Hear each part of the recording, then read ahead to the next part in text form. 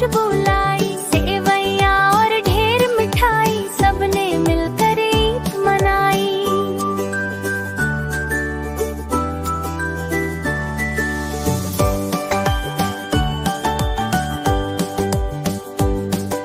छोटे बच्चे नाच रहे हैं, खुश होकर गीत सुनाए।